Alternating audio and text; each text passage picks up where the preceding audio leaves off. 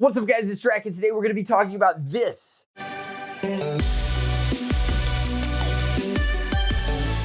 Today's blaster is so monumentally goofy. It's the kind of thing that reminds you that not everything is explicitly performance focused. Sometimes foam flinging is just supposed to be fun. And there's definitely a role play aspect to this thing that makes you feel like your name should be Clayton or Van Pelt or Nigel or something. And so in that spirit, we're going to do the rest of the video in a voice like this, I think. Yes. So, here we have the SpitfireProducts RSV6, a sniper rifle designed for hunting big game. You can see from the voluminous nature of its magazine well that it holds mega dots. Mag well can be a bit stiff at times, but that's just because it has to hold a Centurion magazine compatible with all relevant accessories such as the Fortnite edition, as well as any knockoffs by Busby.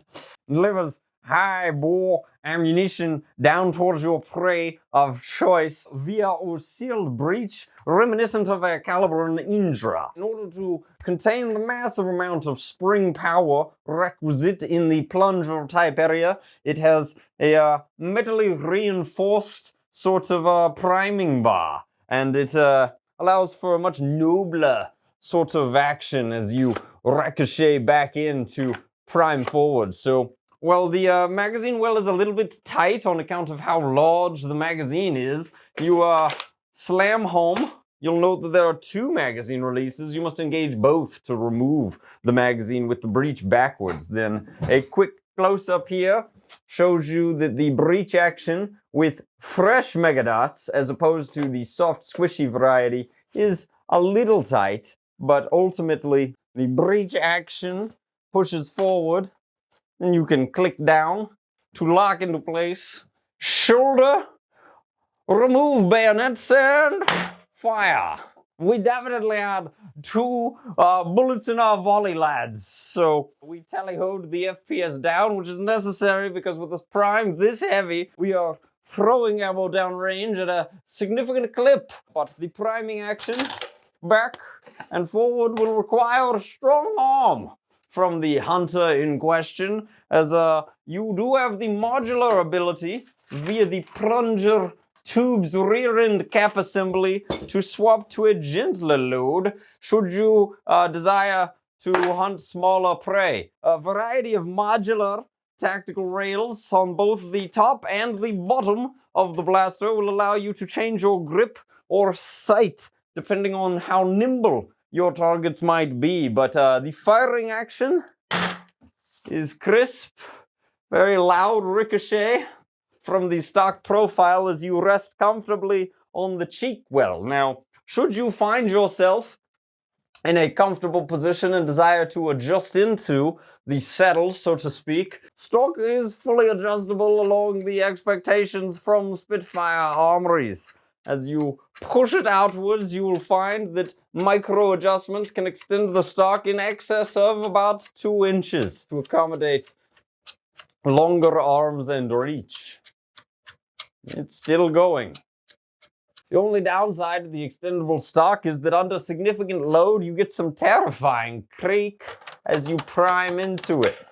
I do not recommend having the stock pad extended, as when doing a single prime, the stock pad became dislodged in such a way that it is now wibbly-wobbly in the timey-wimey variety. So we wish to retract it for further use, simply to preserve the lifespan of the mechanism. I gotta temporarily give up on the accent. I don't know what's going on. I thought that this was one that I had in the Rolodex. We'll try it again in the outdoor segment. There's a sling point attachment on the right side. Pretty sturdy as it is not 3D printed. That's solid. The overall priming mechanism is pretty crisp. Blaster is also fully takedownable. It's got 2 takedown pins at about the midpoint, one located here and then one is this bolt. If you separate those, it breaks into 2 pieces. You'd be able to pack it and take it to wars more effectively. The entire barrel system is relatively modular. You can pull it off, you can swap it, you can change it out. It would be hilarious to see a bayonet attachment in the future. Overall, the action, pretty smooth, pretty crisp, pretty powerful, given just how hard it's throwing ammo. This heavy downrange, but in order to adequately kind of showcase this thing's potential, we've got to take it outside. We got to put it over the chronograph. And perhaps we will even find the most dangerous game. We find ourselves in the deciduous rainforest of Lower Appalachia, gentlemen.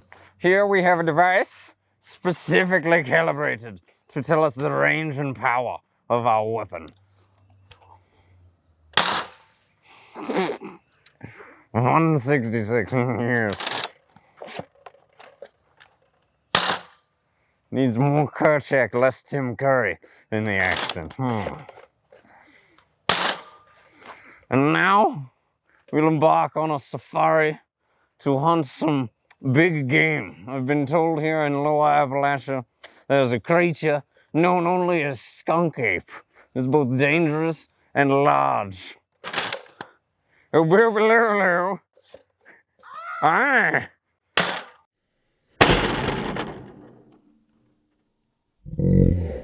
Oh no, here I go killing again.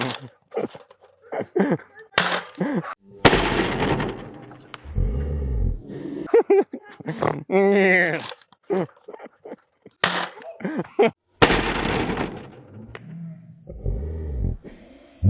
3 for 3, gentlemen. And if that doesn't put a smile on your face, I don't know what will. The SpitfireProducts sniper rifle of choice is available in the description box below. Blaster Thanks, Jake. It's hard to watch, too. As in doing a simple single prime, leaning into the stock pad. That went Russian. For correct-handed adventurers, there are, of course, sling point attachments mounted directly into the... God, the European just keeps... You're Adam Sandler Dracula-ing it You right stop it. That's what you're doing. What does he do? What are you talking about? He's like, Johnny, you're banging my daughter.